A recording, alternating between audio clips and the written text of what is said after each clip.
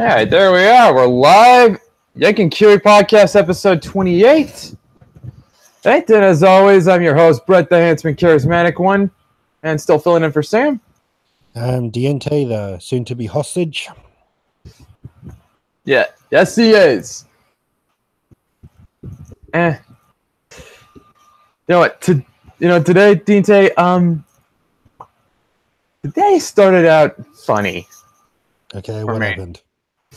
It was my werewolf session today. Yep. You saw it.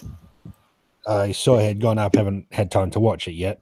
Oh boy, when you get into that, man, are you in for something? Because I don't look. It's a slight spoiler, but like towards the end, the context of this was Forrest and we had been spending like about a couple months working on an antagonist for the Chronicle. He was going to be this badass black spiral dancer that we called the Jaws of Venom. Okay. He was going to be, his concept was that he was a drug lord. He was the guy distributing this worm-tainted drug through Seattle for Pentex. Okay. And he had a penchant for using explosives. And we had built this guy like he could be tough. Like he had worm hide, which gave him like extra armor, and that was on top of like the dragon mail Kevlar. The dragon mail Kevlar, or we had given to him to wear, which was like if you don't, I don't know how much you know about dragon mail Kevlar armor, but that shit can stop a 50 cal round. Nice. Yes, this was tough. But so on top of that, he also had Wormhide, which basically gave him extra armor. And he even had Burrow in case the fight got too hairy and he had to run. The pack kills him in their first encounter.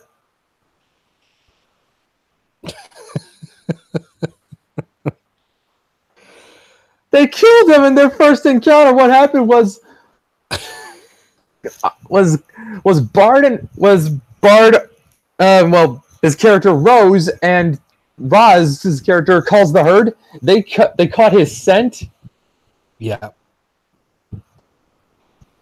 They caught his scent and then because Bart had given Rose a bunch of like howling gifts. Like she let loose this howl. It was like she let loose this war howl that got his attention and kind of made him go deaf for like 7 rounds. So for 7 rounds he would not be able to focus on anything but Rose. Wow. Which the pack which they completely exploited. Oh dear. Well, that didn't go too well, did it? What happened? Well, Forrest's character runs with papers. He had Spirit of the Fray. That gives him the ability to take initiative first, no matter what. So he goes in for an attack. Now his attack fails to kill him. Like he's got his body armor, and I forget what else, but he was able to soak the damage. But then Dylan's character, Trish, walked in and just murder-fied him. Wow. And I had so much planned for that guy. It was gonna be cool. Like I said, we spent like 2 months working on him. Oh man, that's gotta hurt.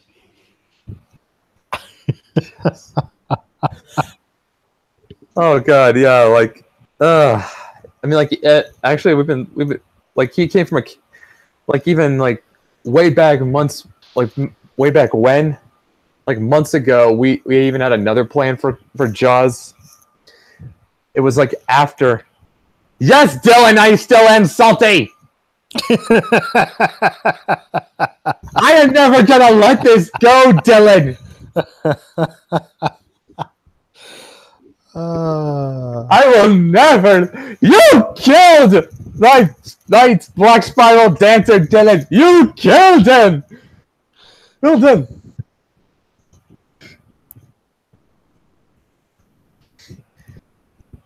I had to like way back in the near the beginning of the.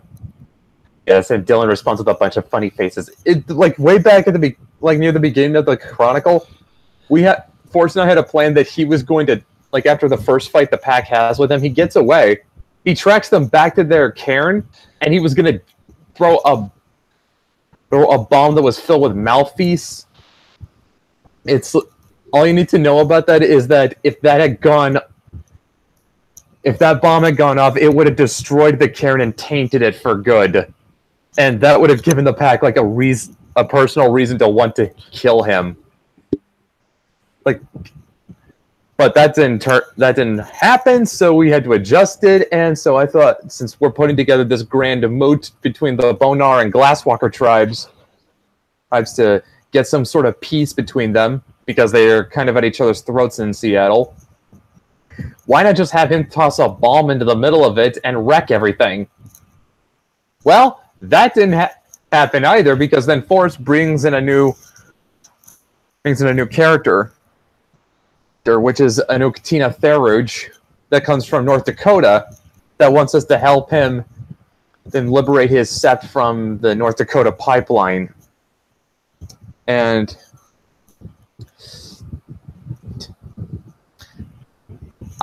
so I just adjusted again. We'll have him attack us there. And I guess wreck our shit. Forrest and I had intended that he was going to be built in a way that he could take the whole pack by himself, but we could still take him if we worked together.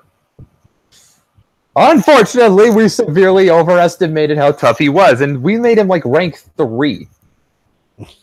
For perspective, we've only got 2 rank 2s who's in...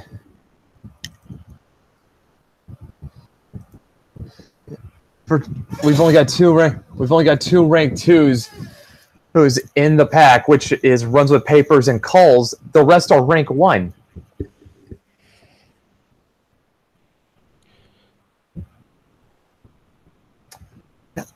But later in the Discord, after we had settled everything, well, then Roz tells us, just because you made him rank 3 did not mean he was going to be strong enough to take all of us. Apparently not. Yeah, so now we have to go back to the drawing board. We're going to, Forrest, Roz, and I are going to convene on Sunday, and we're going to try and hash out ideas to put together a new antagonist. Well, I hope it goes better this time. Yeah, it's just... I don't know how much experience you've got with tabletop RPGs, but Dylan, how often has this happened to you? If you're still in the chat, Dylan, tell me, has anyone just made this villain that they're so freaking proud of? You know what? Screw this. Dylan, I'm gonna send you the Discord. I'm gonna send you the link just so you can, because I need to get Dylan in on this, because I'm not gonna bother asking him through the chat. All right. Let me get the Discord. Let me pull Discord.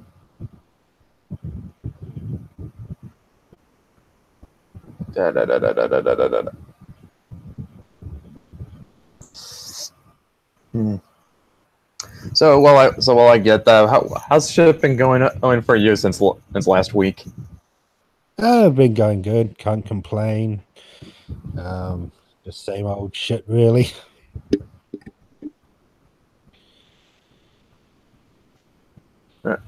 Yeah, that's good. Oh, it's at least nice that we finally got some good weather out in Washington again. That's cool. It's been raining non-stop here since 2 Saturdays ago. It's just, yeah.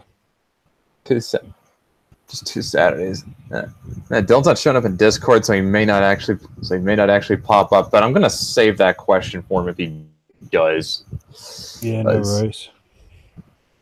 I gotta check out that video after this. Then Yeah. I play a sad song because I'm that I'm that upset about it. Oh, Dylan just responded. He said, "Give me a minute." cool. Yeah. But yeah, it's that sad song from SpongeBob SquarePants. I'm not familiar with it. I don't think. It's from a gag where Mr. Krabs has the Squidward, boo-hoo, let me play you a sad song on the world's smallest violin. And the gag is, he actually is playing it on the world's smallest violin.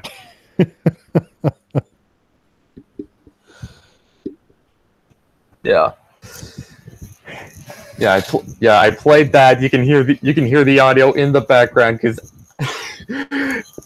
Dylan was very apologetic about ruining everything. It sounds like he just took the initiative.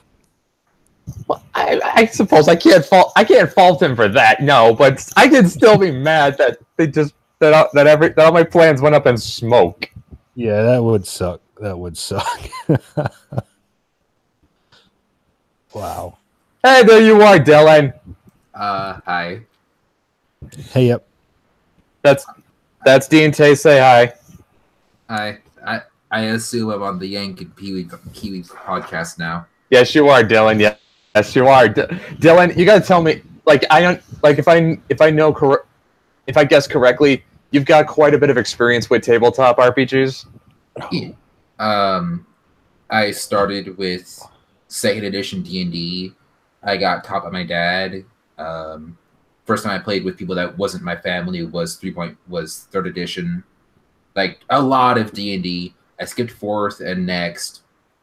I didn't like Pathfinder, but I tried it out, and then basically all D&D, and then I tried out Werewolf, and I love it. So yeah. Okay. Now, Dylan, tell me if this has been a common occurrence with you.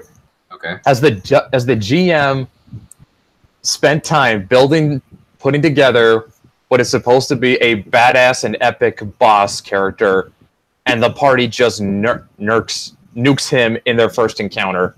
Oh, all the time.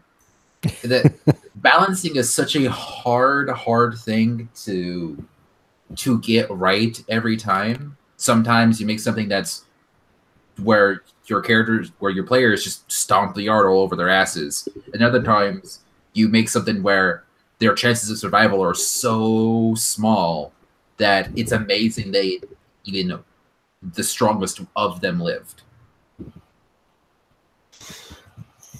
Okay. Now, I obviously went on enough about what happened with Jaws. Have you got any examples you can pull up? Oh, I super can. I've only DM'd a couple times, but I have plenty of other stories other than with Jaws about how I've just jobbed the fuck out of so many boss encounters. But I guess I'll share like one of the like 2 or 3 I had as a DM. So I had a bullet, right? Yeah, and you know what those are if anyone's ever played D&D and looked at the monster manual. They're basically literally land sharks. They're like Gibble or Garstomp from Pokemon. They burrow in the ground. They move at like a bajillion miles an hour in the ground. They'll eat any fucking thing. Their armor class is insane, etc. They're covered in like armor plating, head to toe. There's little eye slits for them. They're magical creatures, so they technically don't need to eat, but they do, all sorts of other shit. And I had 3 of those going up against my party of like 6 people, and they were all fairly high level, so it actually balanced out as far as like challenge rating and stuff goes. And my characters jobbed all of them by some dumb shit, like some lucky rolls, and on their end, unlucky ones on mine, as far as hitting went. But we had a ranger whose favorite enemy was like animals, and technically speaking, a bullet is an animal, even though it's a magical one, but it's an animal. So he had favorite enemy on it. He had death arrows, and he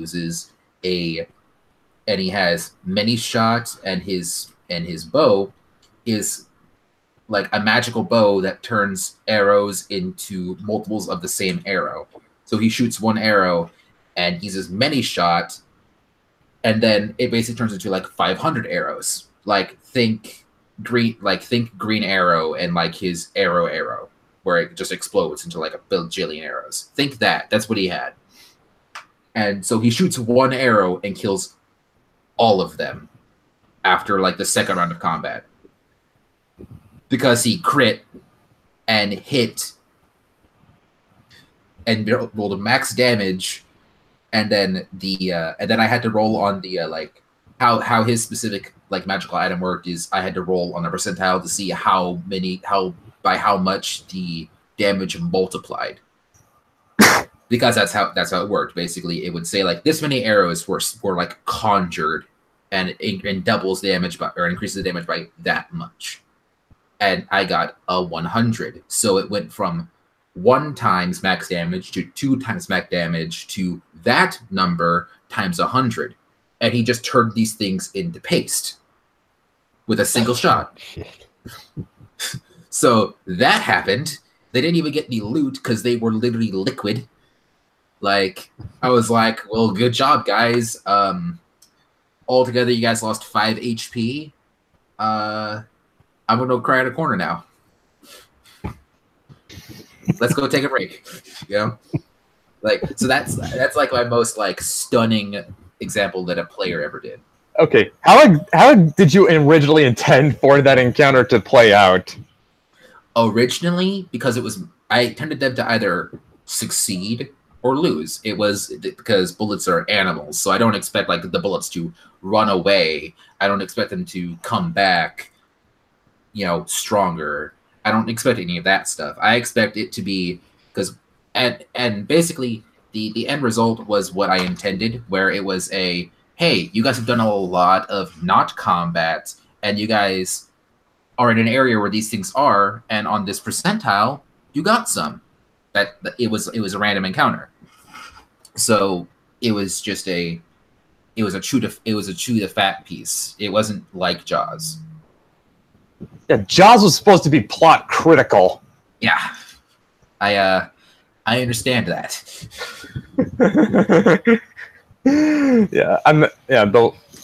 Okay, that's like your most epic botch, like as far as an encounter goes. I mean, and now I'm using botch in, I guess, wrestling terms, not RPG terms here. Yeah. It's like, you said you had 2 more. You had 2 others. I have one DM story. And then I have a lot of player stories. Okay, I want to hear the DMs full of the player stories. Okay. So the other DM story, right? How should I explain this? So, you know how beholders are a thing? Yes, they're those things with the big eye, right? Oh, they're the tentacle balls with eye stalks. So yes, and you know how, technically speaking, anything can also be a mind flayer, because mind flayers insert their children into the body, and then the mind flayer takes on the traits of the host body when it chest bursts. Well, is that? I homebrewed. That sounds like shit out of Aliens. Yeah, that's basically how mind flayer offspring and breeding works. Is they basically have chest bursters, except it's in the brain of, like, and that's how they spawn new kids. Is they parasite you. They are like parasite wasps. But I homebrewed a mind flayer beholder. So you can imagine that, if you understand anything with that. And my players got a hold of a ring, not a wish ring, because if they had a wish ring, it'd be even sadder.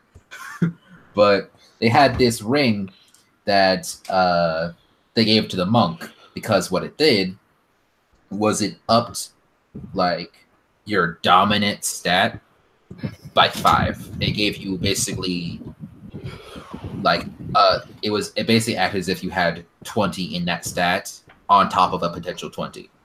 So it gave you an additional +5 to anything involving that stat, which because it's a monk, it was Dex, which meant he suddenly could punch like double strength. And that would be like level 4 level double strength. And these guys were like level 11. This was really high tier shit. So he does one attack and it just explodes. It just explodes. And I've put months into balancing this so carefully, where it has the chance to, because the eye lasers hypnotize all of them at once, and shit. It can fly just because beholders can fly, so it just flies naturally. It has no blind spot because it has eye stalks. You know, like it. I had to. This thing was so powerful and it was so carefully crafted. And I just felt sad. Oh, I bet you did. Yeah. And that was like 2 or 3 years ago. Yeah. You know, before you get on like to like your player stories, I think like this was what was going through my head, because when Forrest and I were putting Jaws together, like the idea, like I pictured like this was gonna be like a boss battle out of a video game. And you like know, and like DT, I know you did. I'm not sure how much you played tabletop RPGs, but I know you've played a lot of video games, a lot of JRPGs. Yeah, I've played those. I haven't played any tabletop RPGs though.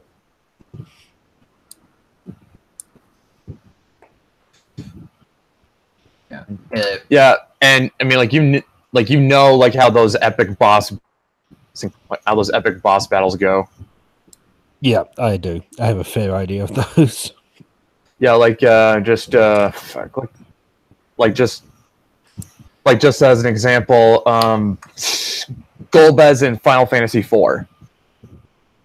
Yes, he was a good one. And Final Fantasy VI, the final boss, it was Kefka, and he had like 3 different forms, 3 or 4 forms. Yeah, and I mean, like, you just think about like how well crafted those battles are. Yeah.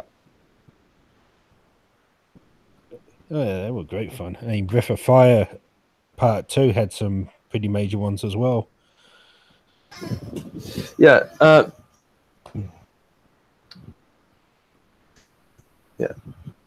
like I said, the thing is, like those boss battles. I mean, like Dylan, you know what we're talking about, right? Oh, super, yeah. Yeah, they're just so perfectly put together. They're like the bosses. They build that shit for weeks. Yeah, these bosses are put together like they're challenging, they're difficult, but you can still beat them. Yeah. And that was like how I pictured Jaws was going to go, and probably how I'm imagining you had like a similar mindset with the bullets and the Mind Flayer Beholder. Like, it's like a boss battle out of a video game. Hey. It really was. I also made that thing like a 3rd level or 4th level rogue.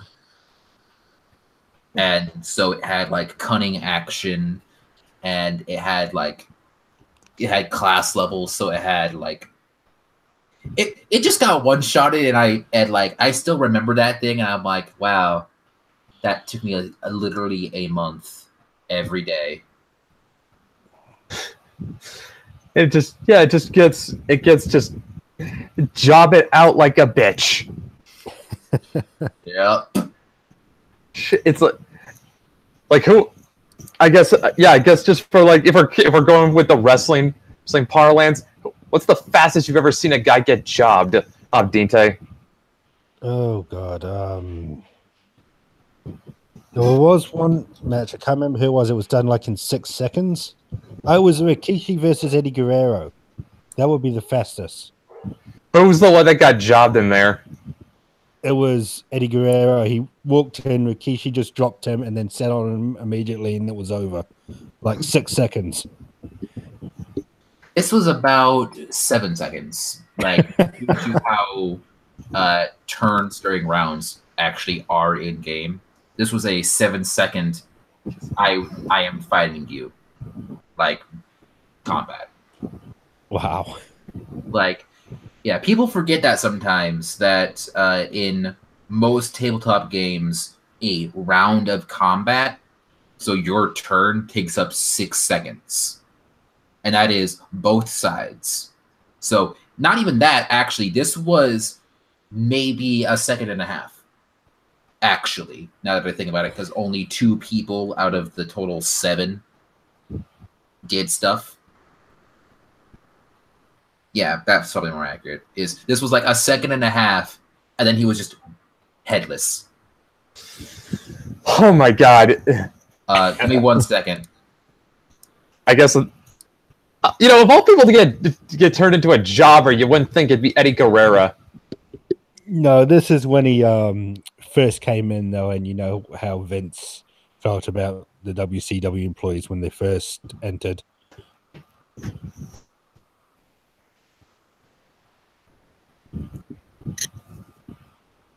Oh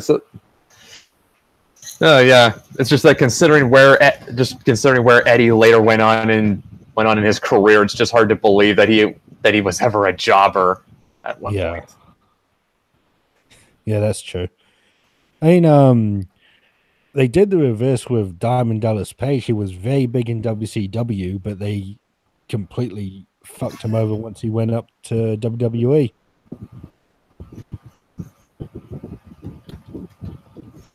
Yeah. Oh yeah. Definitely. Well, they had something going with him initially, but then he just got super weird when he was feuding with the Undertaker and stalking his wife or some shit, some fucking crazy storyline like that.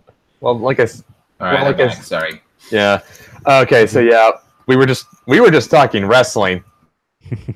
Yeah. I literally got a call on Discord like a second ago. Yeah. Okay. But, so yeah. Now your player stories. These I got. Right. So I'll tell you like one player story, and then I guess I'll just be part of this podcast now. Yeah, sure. Why not? So, how should I? I guess I should start with this with a. I promise I am not a bastard. I promise. I am not a bastard. Okay. All right, Dylan. So, I play monk. I play monk in D&D, and I know that, and I'm assuming you guys might not know exactly what that could mean. Well, I do have an idea, and a lot of Final Fantasy games have had a monk class. Okay, well, in D&D, monks cannot wear armor. They're not good with most weapons unless you're a specific archetype of monk called the Kensei monk, which is a fairly new type of monk. But they like can use short swords, and that's like the only martial weapon they can use. And then it's only simple weapons otherwise. So that means like they can use a club, they can use a quarterstaff, they can use a spear. Those are weapons that they could use and continue to use their cool monk stuff, which are things like getting a bonus punch in, and then later on in levels they can do a flurry of blows and hit you 3 times. And then at level 5, because they are a combat class, they have an extra attack action, so they can hit you 4 times around. Yeah, like the Yeah, like didn't say the that one monk guy in, I forget his name. He's in Final Fantasy IV. Yeah, Yang. yeah, him. Yeah. He's a good allegory. Yeah. So I played monk, and the first ever monk I played became a god. I rolled very well. I rolled really good stats. We did 46 for each stat. Choose whatever you want. Roll ones, drop the lowest is how it worked, which is a very common and easily and makes fairly above average power level characters, which basically shows you how that, which is another way to tell you that you're strong because you're a player character. But gives a good chance for you to have, one or two negative stats. My lowest stat for my very first character was a 17. All right. Out of a possible 18 before racial stats. Mm-hmm. And because I was intelligent without realizing I was intelligent, played a wood elf, which have a +2 to dexterity and a +1 to wisdom. So that means that at level 1, I had max dexterity and I had 19 wisdom. That meant was that my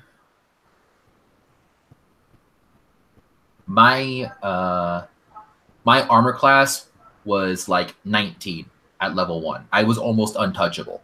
You could only hit me with like the top third of your dice. So I was untouchable at level 1. And in that campaign we started at level 5, which means that I did stuff like just murderify everything from the start. Because I did max possible damage the entire time. I had a D6 to punch things. I could punch you 4 times. You weren't making it sound like you power gained without meaning to. I did. So that's why I say I promise I'm not a bastard. But and then later on I realized, wait, I'm a Way of the Fist monk, which accidentally makes me the strongest monk. But I can't fight this necromancer. I cannot touch him. I don't have magic fists to be able to do any damage to him. He is resistant to bludgeoning. I need to play smart. And then I found this thing called a tome monk, which is an archetype that is banned now. Like just people are not allowed to play it anywhere because of what it can do. So tome monk allows you to do everything the way the Fist Monk does, and then using scrolls and things, so tomes, you can mix and match things that other classes and other monk archetypes can do. So by level 8, my monk, becoming a tome monk, could flash step like 700 feet, which just means I just teleported at the speed of light, up to 700 feet. Like when Goku does instant transmission. Yeah, like that, except I don't need to concentrate. It's a reflexive thing. It's a free action. It's like talking. So I could free action, just teleport 700 feet in any direction. I could attack 12 times around. I could light my entire body onto any element, such as fire, water, electricity. I could bend wind. I was the airbender, but better. I was the avatar from Airbender, but better. I could meld with stone and become like a stone man. I could fly. I could punch the ground and make a bubble, a dome of sonic damage just appear around me, which is undodgeable because it's sound. And then because of that, I would be immune to sonic effects, such as fear effects or sound-based attacks. Just immune to it. And because of that, by level 8, I couldn't be stopped. I stopped because I'm not the kind of player that's just like, yeah, guys, I can deal with this. You know what I mean? I just kind of stopped doing things in combat until they actually needed me. And then I just basically bitch smack whatever we were fighting and it would die. And there was one encounter, and this was the last encounter this character ever was in. There was one encounter where we fought this like god dragon that my DM homebrewed. And it was a dream, and it was supposed to be like a total party wipe, but it was gonna be fine. It was gonna be a dream. Everybody would wake up and be fine. I killed it by flash stepping whenever it tried to bubble me, and doing that sonic punch thing I mentioned, where I would punch the ground because sometimes I wasn't hit. Because I could only hit its like break its armor class on a 20. Because naturally, I could not break its armor class, but 20s always break the armor class because they're critical. So without a 20, I could not hit it. And that's really hard to do. And even then, I'm only doing some damage. You know, I have the chance to do minimum damage, which was still a lot for me by that level, or by that time. But like I was rolling d12s in this fight. So I was rolling like max damage I could. But I could still min roll. So I'm like, you know what? Nah, I'm gonna start punching the ground because I can't miss that. And so I flurry of blows the ground every round. And now all of a sudden I'm going from like anywhere between like 9 damage to like around 20 to like 60 damage a hit, and I'm hitting him like 6 or 7 times. You're basically Saitama at that point. Yeah. And the dragon's like, oh fuck, because you can't dodge the sound. Like I said, it's like and like the effect of the sphere is not very large. It's only like 30 feet, and it does hit my comrades, which is unfortunate, but then it just meant that, okay, now we just attack it from a minimum of 35 feet away, you know? And then it tried to bubble me in this like completely enclosed bubble. Flash step to the ground right at his feet, bah, bah, bah, bah, bah, bah, and just start punching it again. And that's how I killed it, is every time it tried to damage me, I would just teleport slightly out of range of the attack and start punching the ground again. And it was a free action, so I could do that infinitely. So I would just flash stab all of his attacks. Okay, you're done. Bah, bah, bah, bah, bah, bah, bah, bah. And I killed it. And after that fight, and that's how I jobbed him, basically, was just that character jobbed everything. So that is my don't let me play monk story. Otherwise you become Saitama from One Punch Man. Yeah, like I said, Tome Monk is banned, so I don't make Tome Monks anymore. But yeah, no, I love Monk. So now, actually, here's a question: which do you think has the bigger ban list, Yu-Gi-Oh or D&D? Yu-Gi-Oh, by far. Unless you include like homebrew stuff in the ban list because that's homebrewed. You know, then maybe D&D has like slightly more, just like, but like it would still be really close. If we're looking at what would be an official banned list, that's definitely going to be Yu-Gi-Oh. Yeah, I would still say Yu-Gi-Oh would still be more than D&D. But yeah, Tome Monk is like one of the banned class archetypes. And then you get into like but at the same time, like in homebrew, there's literally a Super Saiyan class. Really? And it's only a class that can be taken by Saiyans, the homebrew race. Like homebrew rules just make kind of anything possible, so yeah. That's why I say you might as well include homebrew as a ban list, because like 99% of that shit is just impossible to balance against. You're not kidding. I mean, like, boy, did we learn that the hard way with Jaws. The worst part is, so Trish is not anywhere near my most broken werewolf.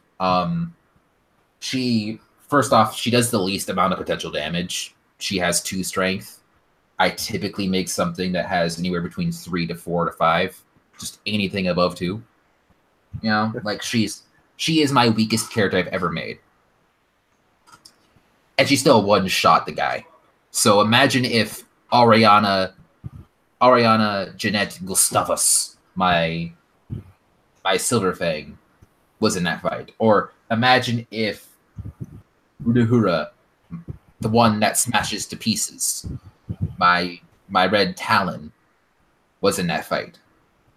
Imagine if Travis Powell, aka Point Break, was in that fight. He is an Apis, for Christ's sake. He will end anything. Oh yeah, the Apis, the Minotaurs. Yeah, Minotaur. Like, yeah, no, Trish is my weakest character that I've ever made. Excluding the human I made that became a vampire because he's human. Excluding that guy who still has stat-wise higher stats than Trish does. Like, he started with 4 strength. She has 2. So Trish is weaker than him unless she's in Krynos. And even then, she actually matches him because he's a Bruja. So he actually has 6 strength. Damn. Yeah. And he can increase that shit. So, like, potence, yeah, no, he can very easily have 7 strength, 8 strength, 9, etc.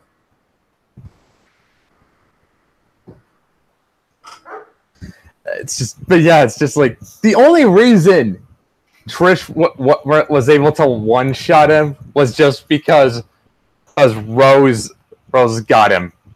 I'm not even gonna lie, Rose did work. Like, Rose and Cole's, like, we went in there knowing there was gonna be a boss fight, so we readied up, dude. You're making it sound like my mistake was letting you guys know he was gonna be there. Nah, your mistake was knowing there was gonna be combat, and knowing and then we have a Galliard and Pepper. Shut up. Okay, you were saying my mistake was. 1 second.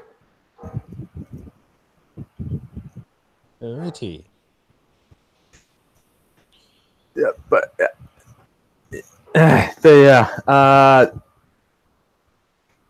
what I am really feeling like I'm really starting to feel like the mistake I made there was telling them that they were going to have a boss fight, but it's just because I keep the group transparent. Like all the players know what they're. Your true. What really was your mistake was not having that guy have gifts prepared. Like, he had things like worm flesh or whatever. Wormhide. He had Wormhide. He had Burrow. He had break arm or something. Whatever. It was a gift that could let him cripple you, and he also had Hypno Gaze. Yeah, no. Like, he should have had. You should have had the worm skin thing, like, prepared, because that's the only one he could have had actually prepared for people. Like, that's what he should have had prepared. I should have made him in our rune so we could have given him Spirit of the Fray.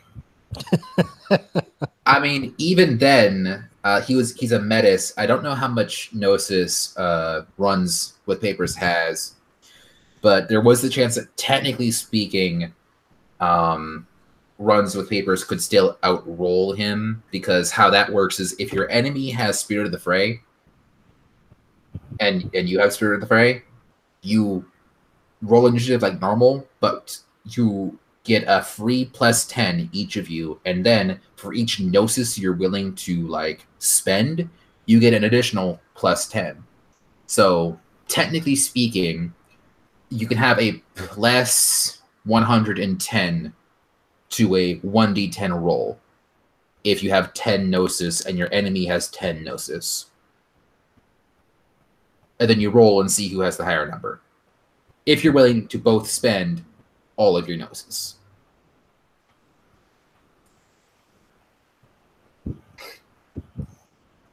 Yeah. So, you're making it sound like it was, and like there was nothing I could have done. It's just like No. There's super things you could have done. First off, you could have given him Spirit of the Fray anyway. probably should have made that guy in a rune. No, even not be a rune. Like that might have helped.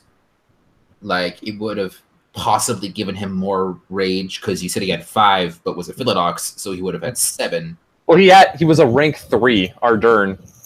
Yeah, he was an Ardern. Yeah.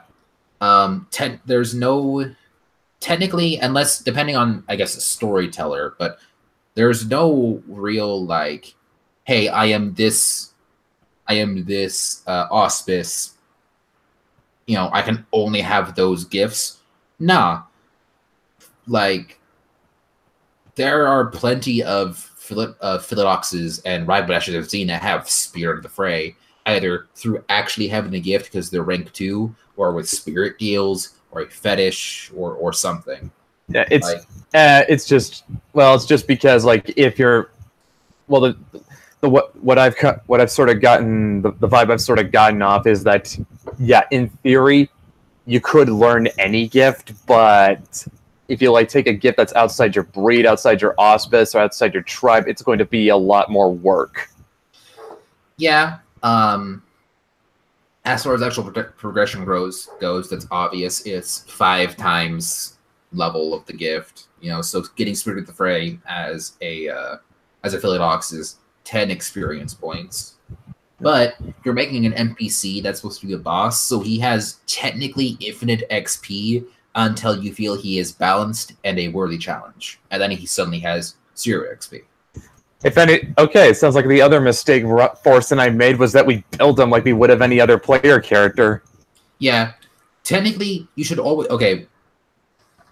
Werewolf is one of those ones that's kind of tricky for me to give advice on when it comes to character making or NPC craft, because for making the Black Spiral Dancer, they were a normal ass werewolf before they went insane and danced the Black Spiral. Yeah. So building one as a normal werewolf makes some sense. Mm-hmm. But then all of a sudden they're supposed to have danced the Black Spiral, so all of a sudden they're insane and have no morals, and who gives a shit? Yeah. Like Chaos Marines. Yeah, like Chaos Marines.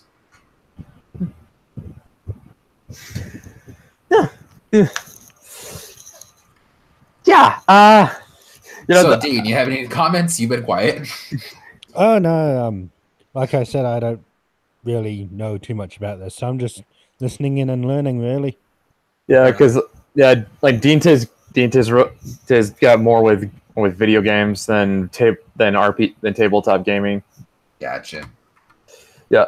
Back on banned list, there was I don't know, Dylan. I don't know if you've ever seen if the Emperor had a text to speech device. It's a Warhammer 40K parody series. It's funny. There's one special where this custody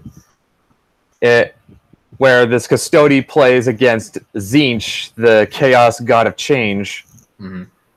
He plays him basically in a game of Yu-Gi-Oh to get the Thousand Sun Primarch Magnus, just the red soul back.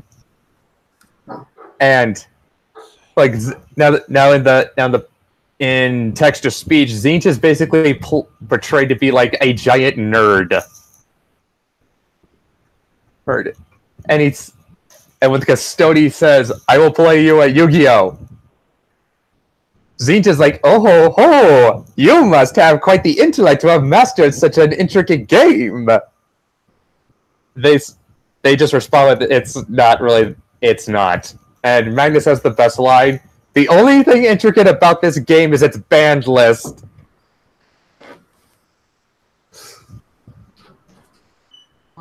I think I'd honestly recommend checking that out.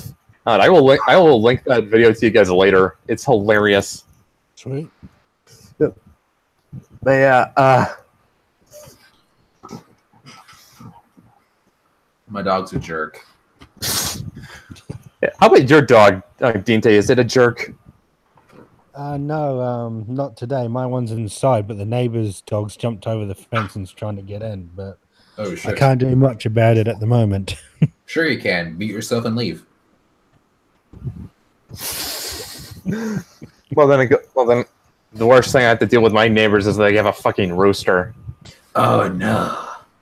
Oh god. I don't live out in the country. My neighbors are just white trash. I have a fucking sheep farm right next to me. Literally across the street is a paddock full of sheep and lambs at the moment. Cool. Well, that's what New Zealand is known for. You're known for your sheep. That is true. That's the accent. I was like, what is it? It's what is it? It's Kiwi. That doesn't that give it away, man? Dude, I've never paid attention to this podcast. I ignore it. No, I mean like no, you didn't even have to. It's like you don't. Kiwis are in New Zealand. I thought everyone knew that. I know that Kiwis are from New Zealand. I didn't know he was. Why did you think it was? Because you can name yourself Kiwi. What's wrong with that? I'm the Yank in the title. Yeah, so? As in, I'm American. Yeah, and? Kiwi, New Zealand. I just thought it was pretty obvious. No, it wasn't. Oh, there you go. It probably was, and I'm just dumb. But it What wasn't. All I'm saying is, Dylan, you didn't for a second think Dinte was Australian, did you? I have no comment. Because if you did. All I'm gonna say is be lucky it was Dinte you're talking to here and not Sam. I don't know who Sam is. Sam is the guy I started this podcast with, but he's been out because, well, his computer died. He got a new one, but he needs a new headset. So we're basically. The short version is, if Sam had been in here, he'd be giving you so much shit because Sam hates Australians with a passion. Yeah, he does. Bruh, guess what? I'm a dumbass American. I don't know shit. Hello. I didn't say you were. I said I am. You're certainly not doing much to disprove the stereotype. I feel like you're doing enough. You cannot expect me to disprove the stereotype for 300 million people. Like I said, you're doing enough. I wish my freaking webcam hadn't broken because my dog's being really cute. And I would show her off. Oh yeah, he's got a pug mix. Yes. Huh. A Boston Terrier and pug mix. Less scrunched face, more cute. Yeah, and that. Oh, speaking of which, have I ever shown you that? I've shown you the Count Dankula video, haven't I? I think so. The one where he teaches his girlfriend's dog, how to do the Hitler salute. You have not shown me that. Oh my God, you have not seen that. The one that got him in trouble in the first place. No, you have not shown me that. Okay, so his girlfriend. You need to show me that. I will. And in fact, I will show you that. But yeah, like I said, is the way it started was that his girlfriend would not shut up about how cute her dog was. So he decided, just to piss her off, he would turn it into the least cute thing he could think of. Honestly, if the dog is beforehand cute enough, it could make the Hitler salute friggin' cute. Yeah. Yeah, he decided he would turn it into the least cute thing he could think of, which was a Nazi. Also, it's a freaking pug already, so where it gets funny is that he trained. is when he yells, "Gas the Jews," and her dog gets excited. Oh, Here's the best part. Oh no. Okay. Well, I have that queued up. So after I guess this, I'll watch it. So that Yeah. Here's the best part though. I know how he did that because he was on the Dick Show and he said that he trained the dog. Every time he hears Jews, he thinks he's getting a treat. Oh no. Oh, jeez. Yeah, that'll work. That'll do it. Yeah. Right, Pepper. And unfortunately, he cannot untrain it. So now if he wants a treat, he has to say Joe.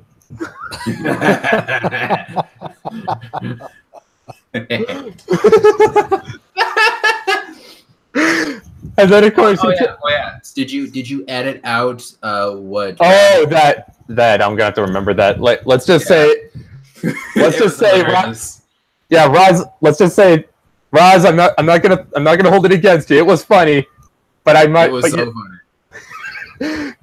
I was at a loss for words. It was so just so. It was such a smooth delivery. It was so brazen. It was such a smooth delivery, and it was just like, huh? You know what? Yeah, it is what that does.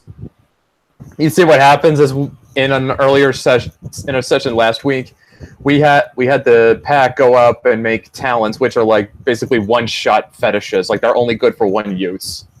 Yeah, you can have them heal people or summon people or just a bunch of shit. In this case, we took these obsidian stones, and if you broke them, they would basically turn you into Colossus from X-Men, which is cool.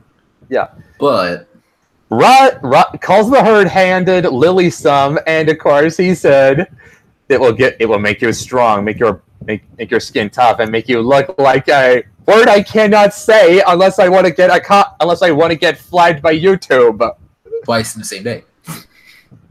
Assuming you got flagged for the first video already. I have not. Good.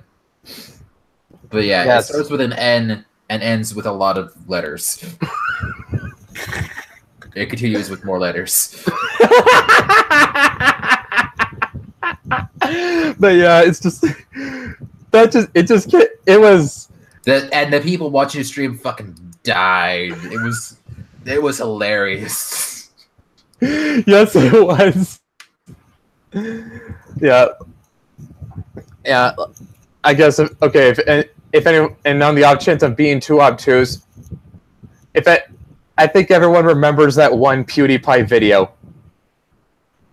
Oh, you're acting like a yeah, that one. Yeah. Or if you still think I'm being too obtuse, if you listen to a lot of rap music, you know what I'm talking about. Yeah. I think the worst part about that is that I know the actual dictionary term that it means, and I could never, ever use it to replace that word. No. Although I would immediately be destroyed by life. Although Sam, because it's Sam, and he has to do this, he will use. Do you know that there's an Irish version of that word? I mean, I would assume there's a version of that word for every nationality. Well, no, and I mean, like, it's a literal Irish version. You just say potato first. Huh. Yeah.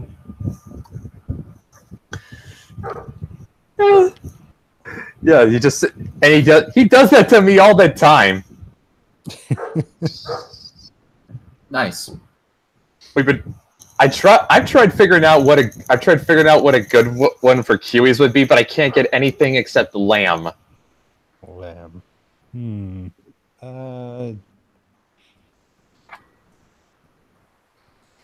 Yeah, it's a tricky one. Yeah, because unfortunately, I don't think. Yeah, actually, lamb's like the only food stuff Kiwis are really known for, aren't they? Honestly, just calling them Kiwis, I feel like, is enough. Yeah, but here's the thing. have you seen what the kiwi looks like? I have. It's very cute. At least I think it's cute. Yeah, even Sam thinks it's cute. Although for the longest time when I thought kiwis, I was thinking of that fruit. I did, and then I saw one, and I was like, "I can't eat that." I mean, I could, but I don't know if I'd like it. That was my thought process. They're legal to eat anyway, Well, they're the national bird, aren't they? and they're endangered. Yeah, Really? yeah. Oh man, that sounds tasty. Eating a national bird that's endangered? Hell yeah, sign me up. Hey, our national bird was endangered at one point. It still is, and I will Really? eat it, and I will eat that. It is a goal of mine. So your bucket list includes eating an eagle. Yeah. Hey, I am Why vegan. not? I'm allowed to have weird shit on my bucket list just like anybody else. Wait, did you say did you just say I'm vegan? Yeah, and I'm allowed to have weird shit on my bucket list. Just like you. Okay, I'll say this though, Dylan. You're probably the first vegan I've met who isn't a pretentious twat. Thank you much. Meet my mom. She's great. Yeah. You She and makes me look like a pretentious twat. because like my friend Stacy, she's a vegetarian, but that's not by choice. That's because that's on doctor's orders. Yeah, apparently, yeah, but like she and I were both kind of of the same mindset though. Like vegetarians are okay, vegans, they're just assholes, by and large. But you're one of the good ones. Well, let me put it to you this way: the first vegan I ever met made me hate them too, and then I was like, I'm not healthy. I'm gonna go ahead and eat vegan for like 3 weeks, 3 weeks, and then I just kind of never stopped. Yeah, I have to wonder though, like, why is it there are just so many pretentious twats? Because they realize that it makes them feel better about themselves because they're healthier, and because of that, they think they're better than you, even though they're not. All I'm saying is, why would God give me bicuspids if He did not intend for me to chew on meat? Well, there are tough plant matter in the world. Yeah. I'm just saying. Yeah. Oh, okay. How about this? Yeah, meat's murder, but it's tasty murder. But it's tasty murder. Dude, you have no idea how much of a drastic shift just that decision was. So, the night before I made that decision, right? Mm-hmm. I had a colossal meat lovers pizza. Nice. Really? From like my local like pizza place. Mm-hmm. And that was something I would have every Friday at the same time every week. And it was awesome. And with the exception of holidays in case they weren't open or something, like I would have it every week from the same people without fail. Mm-hmm. Yeah, yeah. There's something I'm curious about. Like, there's something I'm curious about. Ah, damn dog. So I get the feeling Dylan's dog is going to become a meme on this show. Yeah. I'm actually surprised though that because I thought for certain the bald eagle was off the endangered species list. I mean, it might be. To be fair, I have not checked in a while. I think I'm going to double check that. But yeah, there's one other thing I just want to ask him. This is like something I think I've only heard from like other people, so I don't know how true it is. That like when you go off meat, it kind of your body chemistry kind of changes in a way that you can no longer really digest it. That depends. How do I explain it? Yes and no. So, at first, obviously, your body chemistry doesn't immediately change. So, you can obviously still digest meat just as easily as you did, the week before.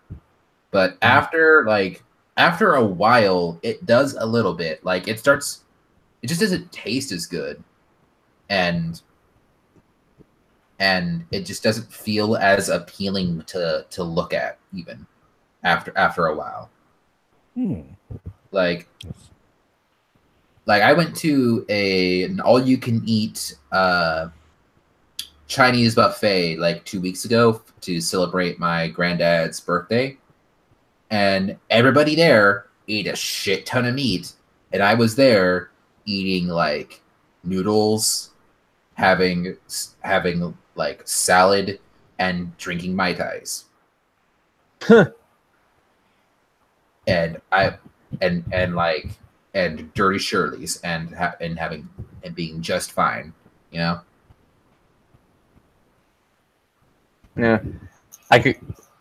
Also, by the way, also you can eat a shit ton more food when you eat, like if you don't eat meat, and that's just due to what's in meat versus what's in plant matter.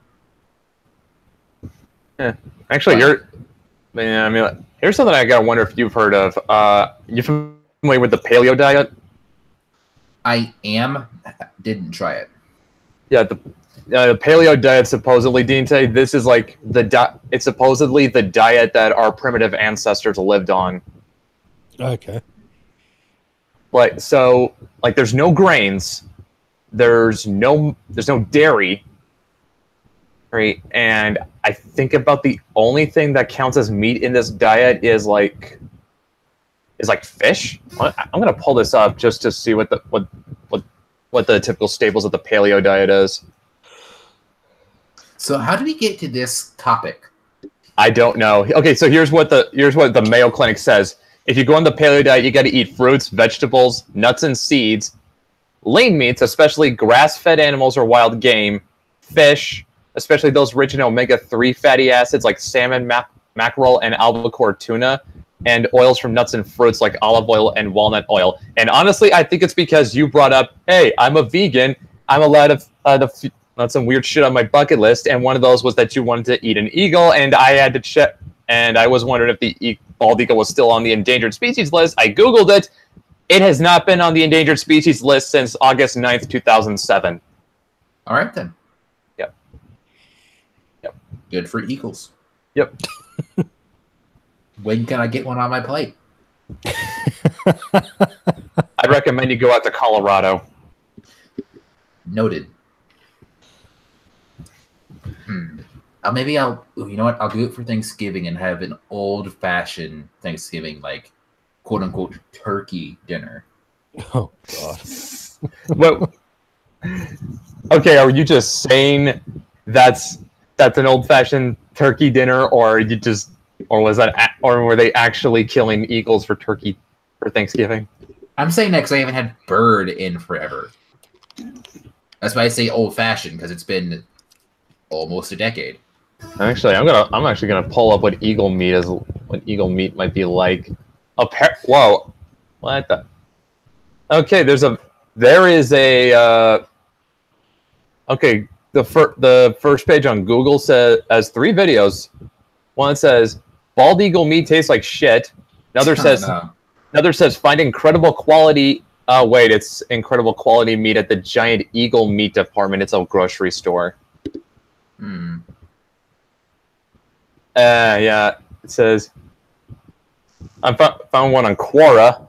It says one person's asking what eagles taste like. The first answer is I have not eaten eagle, but I have eaten puffin, cormorant, and stork. I have been told that birds of prey generally do not taste appetizing. Those that I ate were not, but if they tasted bad, someone that eats rats probably tastes worse. Yeah, that's fair. All 3 were stringy and tough, and as in not easy to chew, as in almost impossible to eat, like the standard KFC drumstick. No. Puffin tasted like fishy cooked liver. Cormorant tasted like fishy venison. Stork was just weird and indescribable. I cannot imagine that eagle would be tender given their muscular nature. I cannot imagine the flesh would taste anything other than fishy and gamey, since they eat fish and rodents. In other words, just eat a damn chicken, duck, or turkey. All right, fine. I guess I'll take that off my bucket list. I don't want to do anything that's actually like isn't good to at least feel good to do on my freaking bucket list. Yeah. Yeah, that's just what that guy's imagining eagle would taste like. And right. you know what? And honestly, he's probably right because he's eaten other like weird ass birds. I did not think why would anyone want to eat a puffin. That thing is adorable. Because you want to hear it scream. Oh, Jesus. I thought people became vegans because they wanted to be kind to animals. No, I ate it because I looked at how healthy my body was and felt bad. I don't give half a shit about like the animal cruelty stuff. I have literally stories about me beating the shit out of coyotes because they tried to eat my cats. Oh, you gotta hear this one, Dinte. I don't give a shit about causing pain to an animal. I think we lost this story because I accidentally deleted it. You gotta tell this one. Alright. Okay. So, I used to take kendo, you know? So, that literally means, like, I used to take sword practice. And I had, like, a lead inlaid wooden, like, German longsword, and I broke it when I did this. So I couldn't sleep one night, and I was really hyper, and that could have been because, and honestly, that could have been because I had started doing what I do every night, which includes last night, and will include this night, where I drink like an entire pot of coffee before bed so that I can do more shit. Could have been that. But I was wide awake and I couldn't get to sleep, so I was like, "Fuck it! I you know what? It's late. I'm going to grab my MP3 player. I'm going to put on some music and I'm going to practice my forms outside." And I start doing that.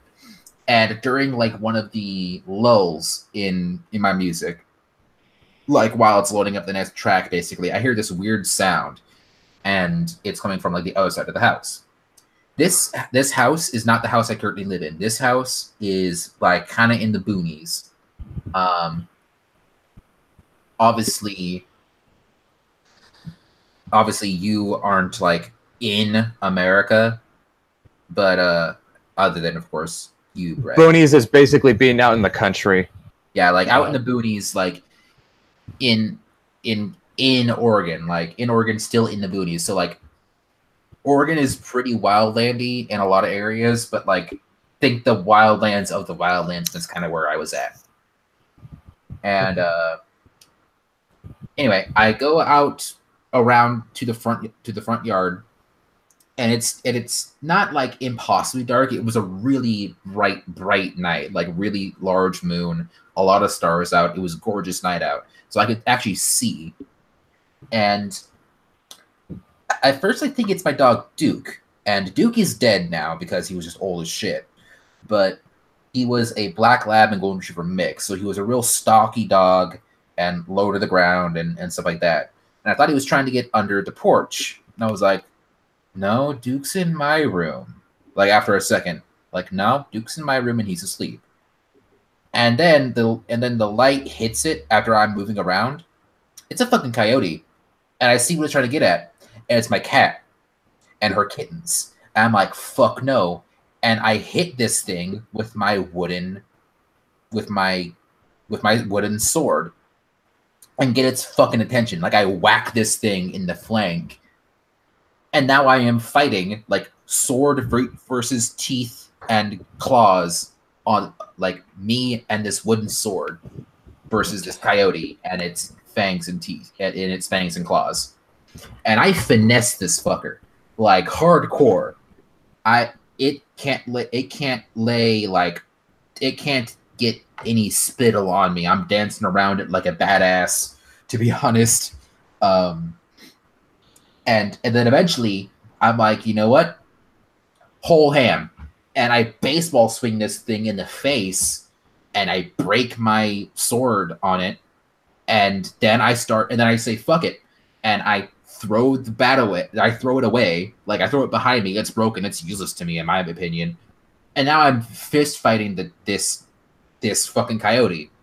And I continue to beat the shit out of it until it just runs away. scared out of its fucking mind, and it's limping and everything.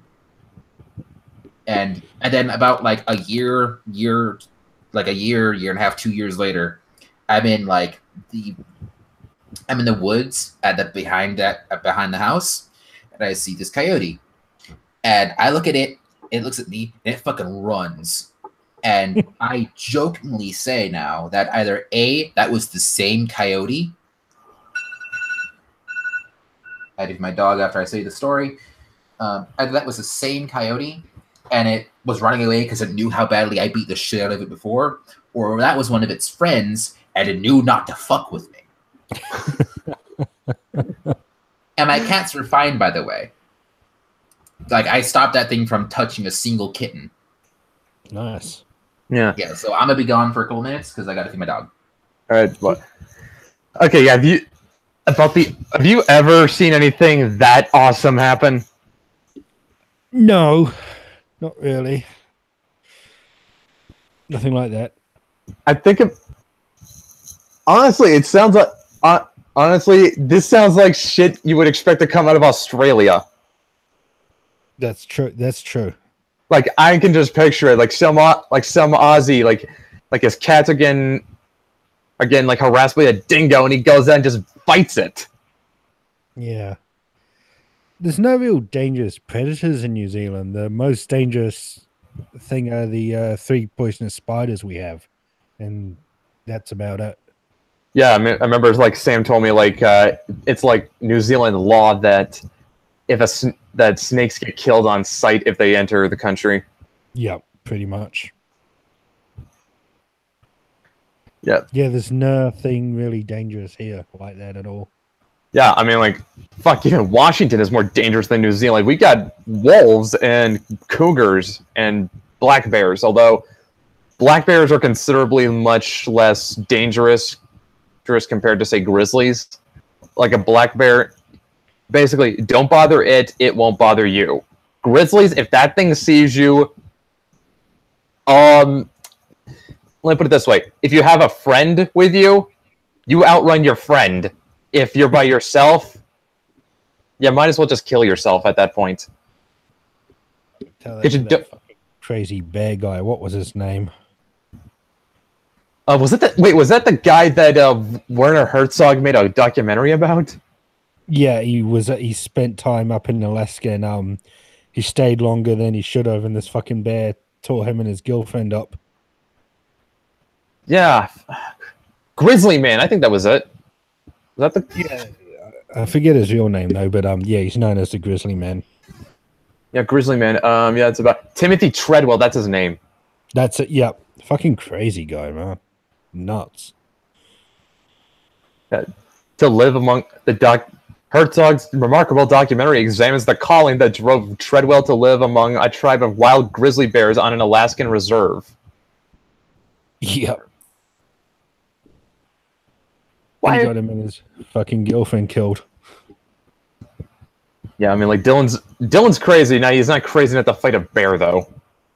You don't go up to fucking bear country when they're looking for the last scraps of food before hibernation. That's just asking to be fucking mauled by one. True. But I mean, like, yeah, true. That's true. Bro, I think I do remember seeing like one documentary about a guy he was working with some wolves that were now these wolves were raised in captivity, but he was still kind of raising them like wild wolves. He had raised them up from pups, and like the system he had for this was that anytime he interacted with these wolves, he wore the same clothes every time so that his scent was familiar to them. Oh yeah. I know who you're talking about. I've seen that documentary. Yeah, and he also he also would take the liver and the other choice bits of the deer. He would feed them, and he would cook them and then stuff them. And after he cooked them, he would put them in baggies and stuff them back into the deer because he wanted them to know, I'm the alpha. This is mine. Well, obviously, as you know, those wolves got older, and one of them thought, you know what? I think I should be the alpha. Yep. Yeah. Yeah, Yeah, it's and just a fucking nature, isn't it? well, yeah, true. I mean, like, it's actually a good documentary. I can't remember the name of it though. Yeah, I know the one you mean. I have seen that. Yeah. Okay. Also, I just saw this on Twitter. It's from it's about Captain Marvel. Oh, Hey, Alright, read. back. I'm just gonna read the synopsis that Marvel put out for Captain Marvel. okay. Cool. Captain Marvel sidesteps the traditional origin story template, and when it begins, Carol already has her powers. She's left her earthly life behind to join an elite Kree military team called Star Force, led by Jude Law's enigmatic commander. And before long, Carol finds herself back on Earth with new questions about her past, and she's got a formidable enemy in the form of the Skrulls, the notorious Marvel baddies that made all the more dangerous by their shape-shifting abilities. Ben Mendelsohn plays their leader Talos, who spearheads a Skrull invasion of Earth. All right. Well, they're not wrong. Not wrong, huh? Like, the thing about the whole scroll thing is the scroll shape-shifting power that they have has no limits to my recollection. They can a scroll can, as long as it's a human, right? Or humanoid. A humanoid can make itself look like anything it wants. Whether that's the Hulk, the Thing, the Invisible Woman, some random ass dude at a track meet, anyone. Yeah. The only way to and Skrulls are fucking geniuses, right? They are. And what they do is, if they're going to take over your life and look like you, they're going to do their homework. And there are very, very few ways outside of like a blood test to figure out if someone is themselves. And even then, that blood test could have been from the Skrull itself. Like, there's no way, because Skrulls live a really long time, really, really long time, as long as they are slowly changing the shape of their shape, right? Mm-hmm. They're slowly doing that at a normal, like, human lifespan rate, and then they fake their death, by like dying of natural causes, pretty much, to fake their death and stuff like that, and then just leave the casket later. Like, they just kind of can be the person that you lived with their entire life, and that person could have been replaced at infancy. That kind of reminds me of the Vine in Exo Man of War. Because as like in Exo, I don't know if you've read Exo Man of War or Dinte, but in there, like there was this alien race called the Vine. They would abduct humans and replace them with basically sleeper agents, just who were disguised as human, but they knew they were Vine. Yeah, that's basically one of the Skrull storylines, is that exact thing of, okay, and now we're planning our invasion, so let's just replace over decades and decades of human history. Let's just replace random ass humans throughout history. Yeah. Oh, yeah. Secret Invasion. Although that did not turn out how it should have. It never does. Like, heroes win. Well, not just that. It's just that when Marvel was originally working on that event, they were pitching it as there was going to be this big mystery, this guessing game. You were never going to know. It was going to be like figuring out who was a Cylon on Battlestar Galactica. Yeah. And that's what they were going for, but they don't always have the best writers, and also it's comic books, so they can't be too complicated because they're always going to be afraid that they're going to lose people if it's too complex and stuff like that, and nothing's ever permanent. Remember how pissed people were when Captain America went all Hydra just out of nowhere?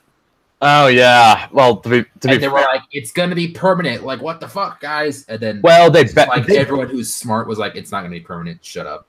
Well, I don't know, but it does seem like, although they did backpedal on it pretty quickly when they saw just how badly people reacted to it. No, that's the thing is they had it planned out from like 3 stories ago.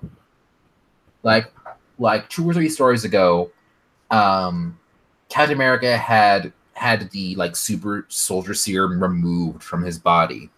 And later he died, right? And during that time, the Red Skull had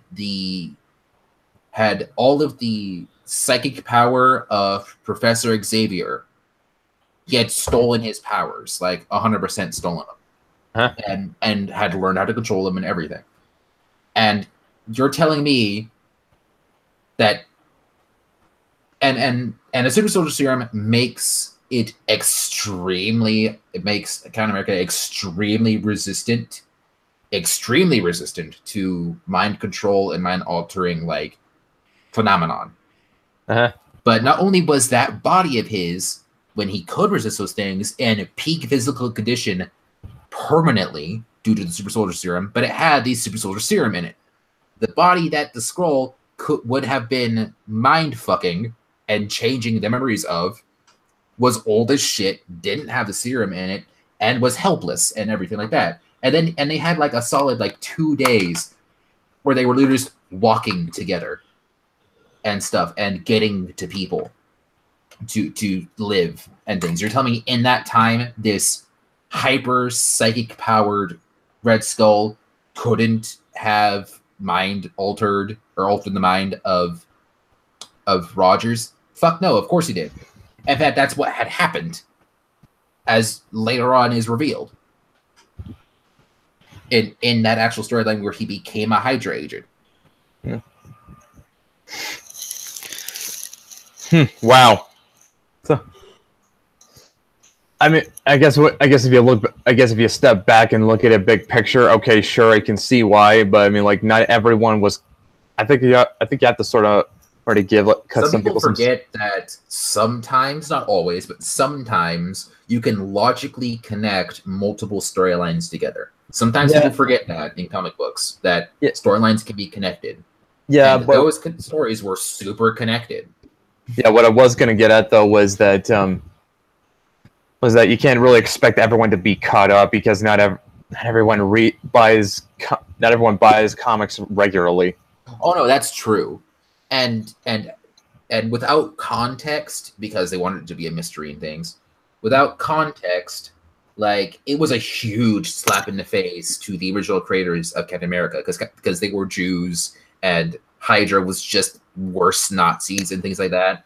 So having Captain America become a Hydra agent out of the blue without any explanation is a huge slap in the face and exceptionally like just terrible to even have as an idea in your head.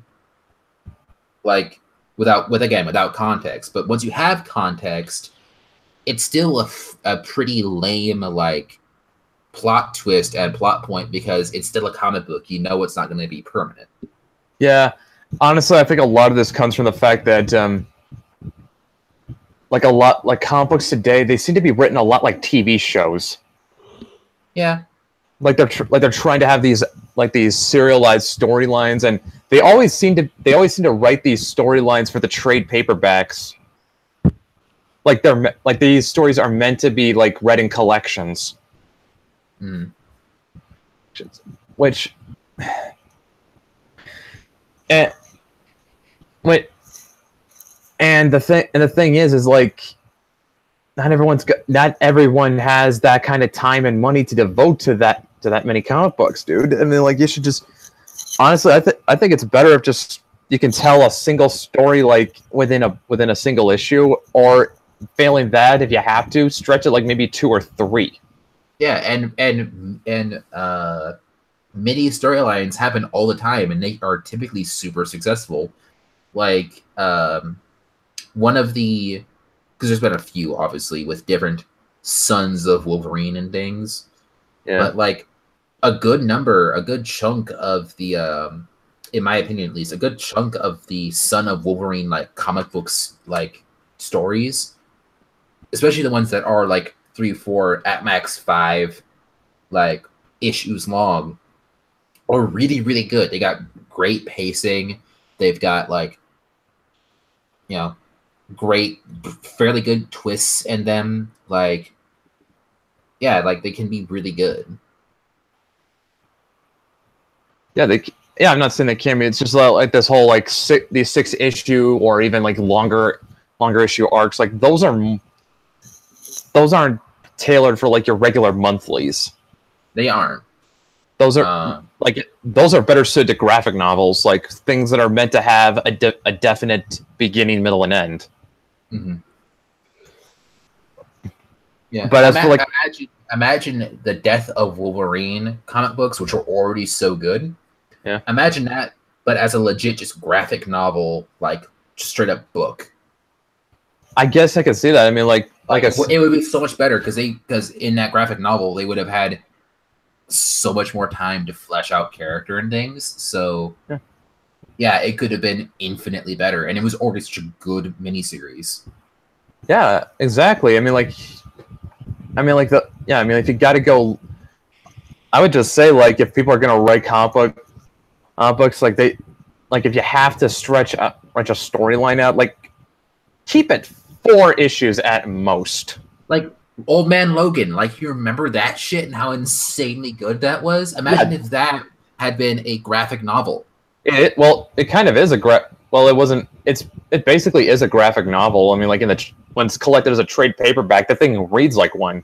Yeah, it reads like a pretty decent film noir like book, and then having a noir, and then when it got like translated to Logan, turned into Logan and stuff for the movie and stuff, and then they were like, yeah, in spirit of the noir-like stuff of the book, here's a version of it in black and white, which I thought was unnecessary but neat.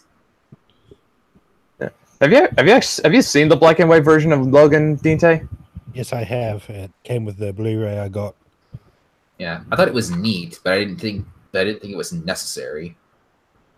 Yeah. Do you know what? George Miller actually did a similar thing with Fury Road. He released it in what's known as the Black and Chrome edition.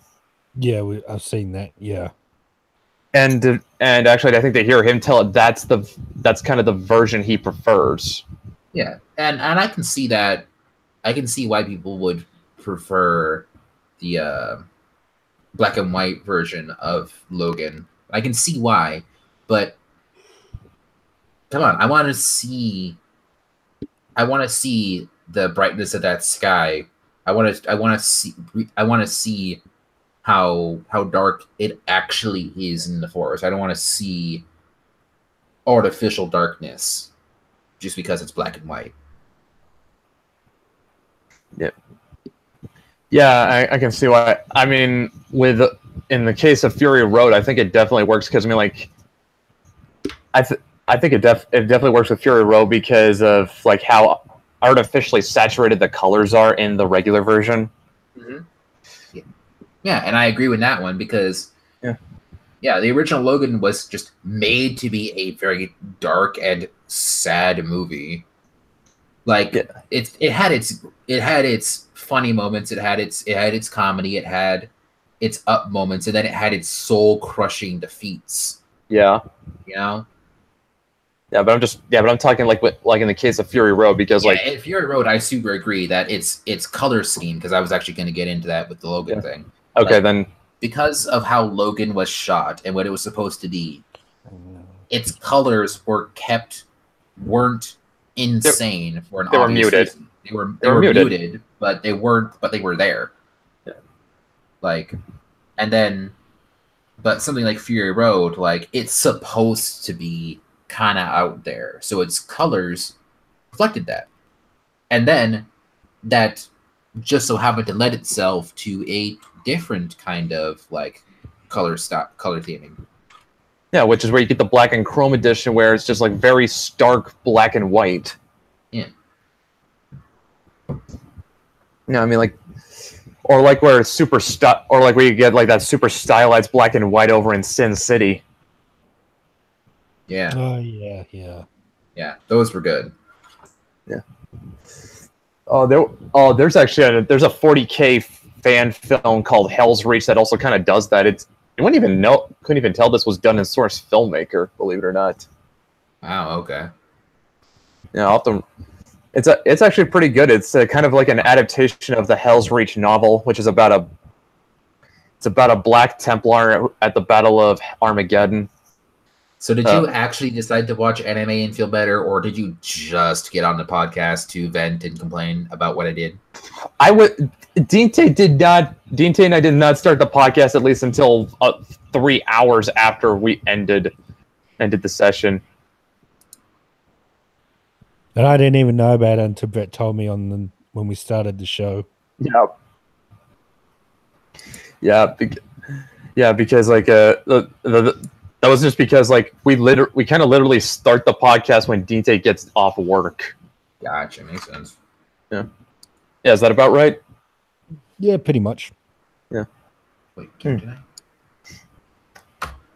Yeah. We've been going on for almost 2 hours, and I guess and I got a thing need to take care of in about half an hour. So, guys, I'll just end this by saying, Dylan, your story sounds like something that should have been coming out of Australia, because I feel like I should be hearing about a guy fighting a dingo to save his cats. All right. All right. So yeah, everyone listening, thanks for showing up, and we'll see you on the next episode. Bye.